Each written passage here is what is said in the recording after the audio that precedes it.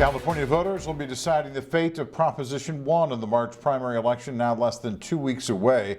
The measure would authorize more than $6 billion in bonds for mental health care and substance abuse treatment. It would also provide housing for the homeless. News Channel 3's Jennifer Franco details the measure's potential impacts and what supporters and opponents are now saying about it.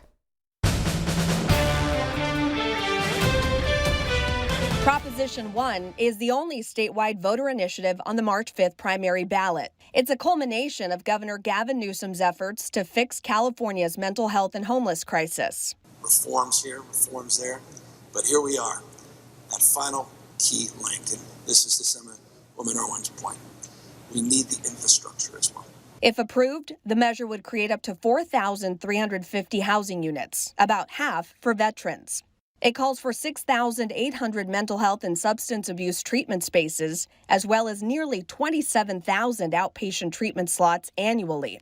And it requires the state to invest in hiring more mental health care workers. It won't be a huge dent, but anything is better than what we currently have. Greg Rodriguez with the County of Riverside acknowledges the need for housing is much greater than what Prop 1 provides. California has an estimated homeless population of more than 180,000. Palm Springs is the Valley city with the highest number at 239 last year. There needs to be significant investments from the federal government, not only in behavioral health housing, but also in affordable housing. Some of the nonprofits that partner with the county, like Coachella Valley Rescue Mission, agree. I think this proposition that we're talking about would be very beneficial to both the rescue mission and anyone that provides services for the people in need in our community. To put the plan in motion, the state would free up nearly $6.4 billion in new bonds.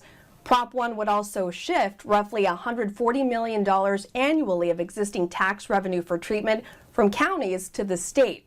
Counties would also be required to spend 30% more on housing, which some mental health advocates oppose. You think that Prop 1 would do more harm than good when it comes to addressing mental health and homelessness? Absolutely, in terms of mental health. We think there should be more money put into substance use disorder, but not taken out of mental health services funds. We need the mental health. There's another aspect of the initiative that's getting strong pushback from opponents.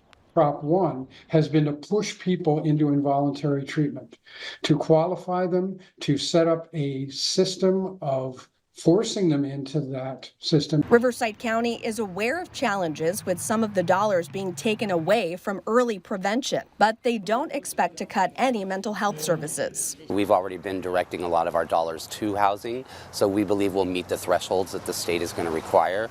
In Thousand Palms, Jennifer Franco, News Channel 3. Vote by mail is already underway. Vote centers for early in-person voting will open on February 24th. The final day to cast a ballot for California's primary election is March 5th, either in person or through the mail.